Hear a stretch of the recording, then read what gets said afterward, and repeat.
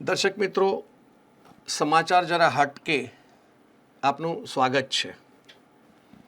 દર રવિવારની જેમ આજે પણ હું પ્રોફેસર શિરીષ કુલકર્ણી વડોદરાની મહારાજા સયાજીરાવ યુનિવર્સિટીનો પ્રાધ્યાપક રહ્યો છું અને બાદ સરદાર પટેલ યુનિવર્સિટીમાં વાઇસ ચાન્સલર તરીકે રહ્યો છું. સમાચાર શરૂઆત કરીએ એનર્જી ડ્રિંક, હેલ્ધી ડ્રિંક, એવા જે શબ્દો છે ને એ શબ્દો મોહ જાળમાં ફસાવે છે અને એવું આપણે વારંવાર જોઈએ છે. હેલ્ધી ડ્રિંક છે, આરોગ્યપર ડ્રિંક છે, તમારી આમ ઉત્સાહ વધારે છે, જોશ વધારે છે અને પર્ટિક્યુલરલી નાના બાળકો માટે તો એકદમ આકર્ષક જાહેરાતો ટીવી પર દેખાતી હોય છે. માં એના દીકરાને બોર્નવિટા પીવડાવે એટલે પેલો માને દોડતા દોડતા હરાવી શકે છે એવું આ બોર્નવિટાનું ડ્રિંક છે.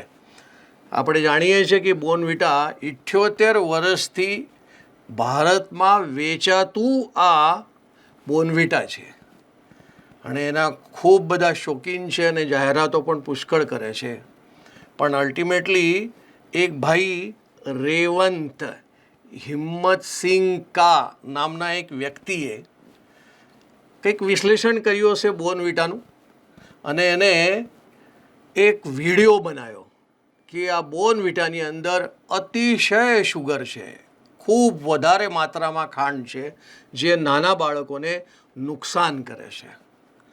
અને આ વિડીયો સદભાગ્યે કહો તો વાયરલ થઈ ગયો. વાયરલ થયો એટલે કંપની પણ હલી ગઈ અને એના પછી આપણે મિનિસ્ટ્રી ઓફ કોમર્સ એન્ડ ઇન્ડસ્ટ્રીએ પણ એ વિચાર કર્યો કે ભાઈ આ તો ગડબડવાળો વિષય છે અને આપણા જે નાના છોકરાઓના ચિલ્ડ્રનના રાઇટ્સવાળું જે નેશનલ કમિશન છે એને પણ આ વસ્તુની નોંધ લીધી અને છેલ્લે એવું કીધું કે ભાઈ આને એનર્જી ડ્રિંકમાંથી, હેલ્ધી ડ્રિંકમાંથી, આરોગ્યપ્રદ ડ્રિંકમાંથી જે યાદી છે એ યાદીમાંથી કાઢી નાખો. અને જે બધી ઈ કોમર્સ પ્લેટફોર્મ્સ છે ને તમારા એમેઝોન કે ફ્લિપકાર્ટ કે બિગ બાસ્કેટ કે આવા બધા, એમાં જે યાદી બનેલી છે આ એનર્જી ડ્રિંક માટેની, હેલ્ધી ડ્રિંક માટેની, એ યાદીમાંથી આ બોર્નવિટા, હોર્લિક્સ આ બધાને તમે કાઢી મૂકો અને સરકારના આદેશ મુજબ 80% લોકોએ આને હેલ્ધી ડ્રિંકમાંથી, એનર્જી ડ્રિંકમાંથી, યાદીમાંથી કાઢી મૂક્યું છે. એટલે આપણે પણ વિચાર કરવો જોઈએ કે આ પ્રકારે 78 વર્ષથી રાજ કરતું બાળકોના પીણા પર એને કેવી રીતે સહન કરી શકાય એ આપણે જાતે જ વિચાર કરવું જોઈએ. આ કોઈ પોષક પીણું છે નહીં. આગળ વધીએ.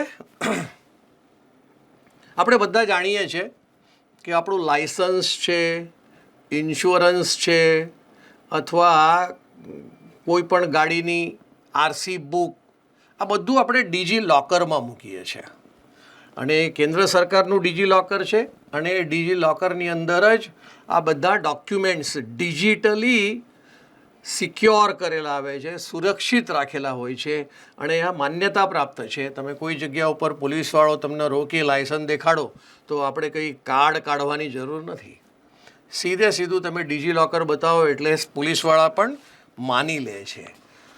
એવી રીતે વિદ્યાર્થી માટે પણ એક કેન્દ્ર સરકાર આવી રહી છે અપાર નામનું, automated permanent academic account registry, અપાર. આ એક પ્રકારનું 12 ડિજિટનો કોડ, જેમ આપણે નથી કહેતા એક દેશ એક ઇલેક્શન, આવું બધું એક દેશના એક ટેક્સ, આ પ્રકારનું ચાલે છે. એ રીતે આ એક દેશ અને વિદ્યાર્થીનું એક આઈડી, આવું આ 12 કોડનું આઈડી આવી રહ્યું છે. તમે કદાચ જાણતા હશો ABC એટલે એકેડેમિક બેંક ક્રેડિટ. વિદ્યાર્થીઓને એક કોલેજમાંથી બીજા કોલેજમાં જવાનું હોય ત્યારે કોઈ સર્ટિફિકેટ હાથમાં લઈને જવાની જરૂર નથી. આ એકેડેમિક બેંક ઓફ ક્રેડિટમાં પહેલાંની ઇન્સ્ટિટ્યુશનમાં જે કંઈ તમને ક્રેડિટ્સ મળ્યા છે એ ક્રેડિટ સીધા ટ્રાન્સફર થાય. ટ્રાન્સફર થાય એટલે એ તો તમારા અકાઉન્ટમાં જ હોય. એટલે જે નવી ઇન્સ્ટિટ્યુશન છે એ નવી ઇન્સ્ટિટ્યુશનમાં જોઈ શકાય આવું એક આ એકેડેમિક બેંક ક્રેડિટ ચાલુ થયું છે. 100% ચાલુ થયું છે એવું નહીં, પણ 40% તો ગોઠવાઈ ગયું છે. ઇવન MS યુનિવર્સિટીમાં પણ 100% તો હજી એકેડેમિક બેંક ક્રેડિટ દરેક વિદ્યાર્થીએ એમાં રજિસ્ટર નથી કરાયું. એટલે આ જે અપાર નામનું કહું છું એ નવું છે, અને નવામાં પણ કેન્દ્ર સરકારનું છે આ. અને આ અપારમાં દરેક વિદ્યાર્થીએ નોંધવું જોઈએ. શું ફાયદો? કે જેમ ડિજી લોકરમાં બાકીના બધા ડોક્યુમેન્ટ આપણે બતાવીએ ડિજિટલી તો કોઈ સમસ્યા નથી, તો એવી રીતે નોકરીમાં કોઈ યુવાન જતો હોય તો ફોલ્ડર મોટું વજનદાર લઈને જાય અને એમાં બધા જાતના ડિગ્રી સર્ટિફિકેટ અને અનુભવ ને ટ્રેનિંગ ને આ બધા સર્ટિફિકેટ લઈને જાય. એની જગ્યા પર અપાર નામના ડિજિટલ અવેલેબિલિટી ડિજી લોકર જેવું જે છે એ અપાર વિદ્યાર્થીઓ માટે, યુવાનો માટે ખૂબ ફાયદાકારક થશે. એટલે દરેક વિદ્યાર્થીને આપણે વિનંતી કરાય કે તમે આની અંદર નોંધાવી લો. હમણાં ઉનાળાની સિઝન છે, વચ્ચે 44 ડિગ્રી સુધી પહોંચી ગયેલું તાપમાન, હમણાં પાછું ઘટ્યું છે, 39ની આસપાસ પહોંચ્યું છે. ચિંતા એ છે કે આવનારા ચોમાસામાં વરસાદની સ્થિતિ કેવી હશે. ત્યારે IMD, Indian meteorological department, IMD એ હંમેશા આગાહી કરતું હોય છે. તો આ વર્ષે IMDએ તો આગાહી કરી દીધી છે કે આ વર્ષે સામાન્ય કરતાં વધારે વરસાદ થવાનો છે. 106% વરસાદ થશે એવું IMDએ કીધું છે. આવું જે 106% થયું હતું એ પહેલાં 2016માં થયું, 2020માં 100% થયું. બાકીના બધા વર્ષોની અંદર 100% કરતાં ઓછો વરસાદ થયો છે. એટલે સાવધ રહેવાની જરૂર છે કે આ વર્ષે વરસાદ કેટલો રહેશે. કદાચ બધા નદી, દરિયો વધારે પાણી તો સમાવી શકશે કે નહીં ખબર નહીં, જોઈએ.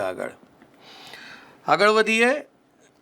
આપણે ઇન્કમ ટેક્સના એક કલમની ખૂબ ચર્ચા વચ્ચે ચાલી, અને એ કલમ છે section 43 capital B small h. આવા ઇન્કમ ટેક્સના કલમની ખૂબ ચર્ચા થઈ, અને particularly chartered accountant, tax consultant એમનામાં ખૂબ ચર્ચા થઈ. પણ આ છે શું?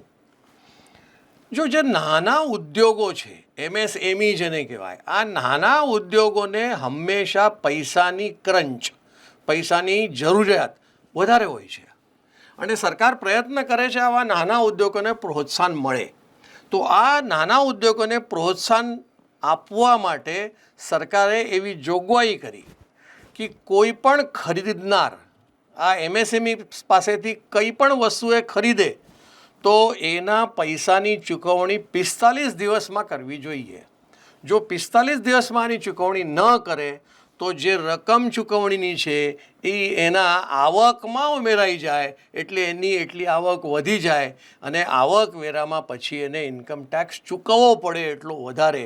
એવી એક જોગવાઈ આમાં કરી છે જે MSMEને આનો લાભ મળે છે. એટલે તાત્કાલિક જો MSMEના કંઈક ચૂકવણી હોય તો તાત્કાલિક ચૂકવણી કરવી જોઈએ.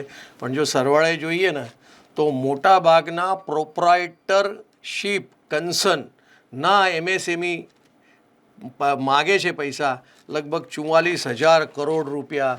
અને ઘણા બધા એવા છે કે જે કેન્દ્ર સરકાર, રાજ્ય સરકારની જે કંઈ સંસ્થાઓ છે એ સંસ્થાઓ પણ પુષ્કળ MSEના પૈસા આપવામાં આનાકાની કરી રહ્યા છે. એટલે હવે એમને ચાલે એવું નથી.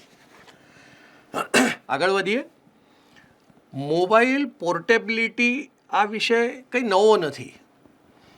મારો નંબર જે છે એ જ નંબર રહેવો જોઈએ, પણ અત્યારે મને BSNLની સેવા બરાબર લાગતી નથી, એટલે મારે હવે એરટેલમાં જવું છે. અથવા તો મારી પાસે અત્યારે વોડાફોન કે આઈડિયા છે, નથી મજા આવતી, તો ચાલો હું જીઓમાં જતો રહું. તો આ અલાઉડ છે, તમારો નંબર એનો એ જ રહેશે. પણ વિશેષતા શું થઈ છે કે આ પોર્ટેબિલિટીની અરજીઓ છે એ લગભગ 2019માં 52 લાખ અરજીઓ ફક્ત આવી હતી 2019માં. અને આજે 2024માં જો આ પોર્ટેબિલિટીની અરજીઓ આવી છે એ છે 1,15,00,000. અને એ પણ જાણવા જેવું છે કે કઈ કઈ જગ્યા પર લોકો વધારે જઈ રહ્યા છે. દાખલા તરીકે 3 લાખ લોકો જીઓમાં જવા માગે છે, 1 લાખ કરતાં વધારે એરટેલમાં જવા માગે છે. તો ક્યાંથી નીકળી જાય છે? તો BSNLમાંથી 1 કરોડ કરતાં વધારે લોકો છોડવા માગે છે અને વોડાફોન 1.5 કરોડથી વધારે લોકો છોડવા માગે છે. આવી સ્થિતિ આ મોબાઈલના વિષયમાં છે. આગળ વધીએ. સોનાનો વિષય આપણે 2-3 વખત આના પહેલાં કર્યો છે. ફરીથી આજે સોનાના વિષયમાં હું તમારી સાથે વાત કરું છું.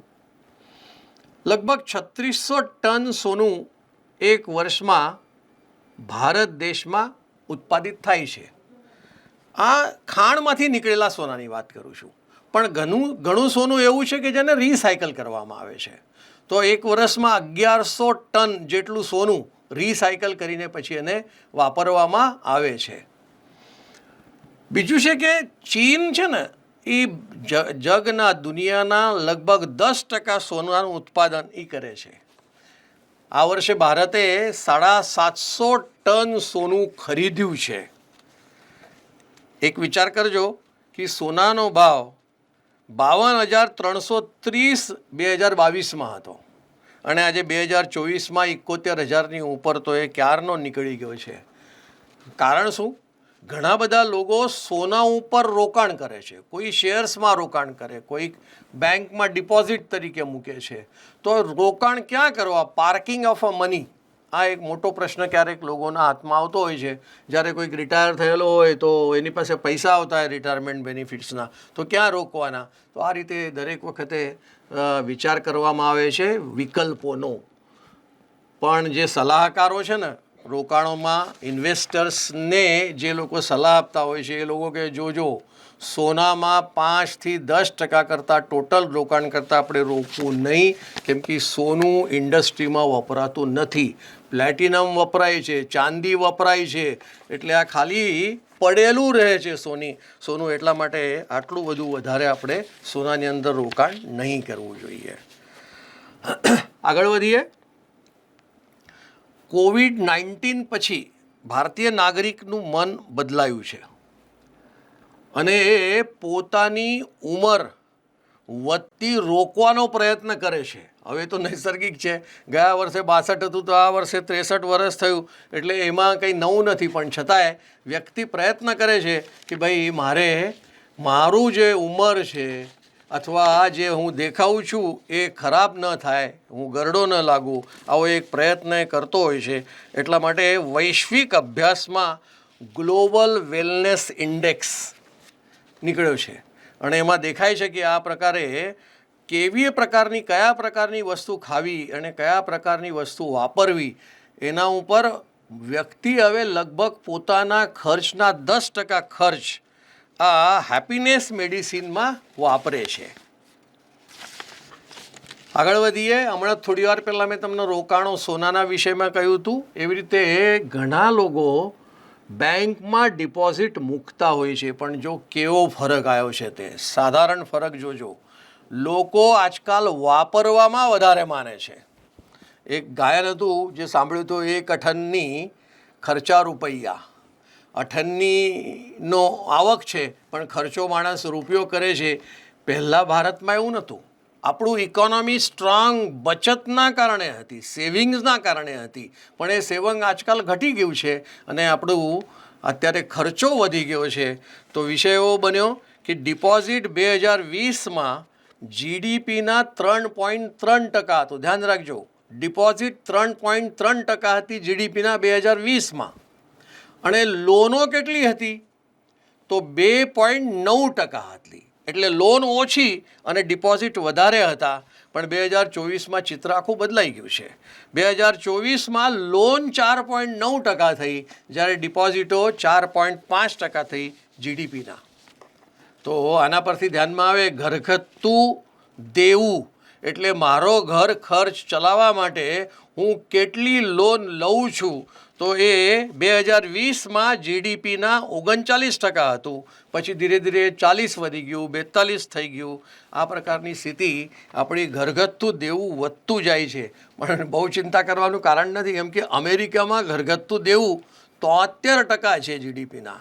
એટલે આટલું બધું લોન અમેરિકામાં લોકો લે છે, જર્મનમાં 53%, ચીનમાં 62%. આવી રીતના ઘરગથ્થુ લોન પણ વધે છે. વર્ષ 2023-24માં national highway authority of India, આપણે જોયું છે આજકાલ જાહેરાતો, પેલા ઇલેક્શનની પણ જાહેરાતો આવે છે કે ભાઈ કયા કયા પ્રકારના બ્રિજો સરકારે બનાવી છે, કયા કયા પ્રકારના રસ્તાઓ સરકાર બનાવી રહી છે. એના પરથી આપણને અંદાજ આવે કે ભાઈ આપણો વિકાસ કેવો થઈ રહ્યો છે. તો આ રસ્તાઓ જે છે એ 4 લેન, 6 લેન, 8 લેન્સ આ પ્રકારના સમૃદ્ધિ માર્ગ જેવો આવી રહ્યો છે. તો આવા બધા રસ્તાઓ પર અલ્ટિમેટલી સરકાર ટીઓટી, ટ્રાન્સફર એન્ડ ઓપરેટ, આ પ્રકારનું ટીઓટી પ્રકારનું ચાલે છે. એટલે જે રસ્તા પર તમે જાઓ છો એના પર ટોલ ટેક્સ લાગે છે.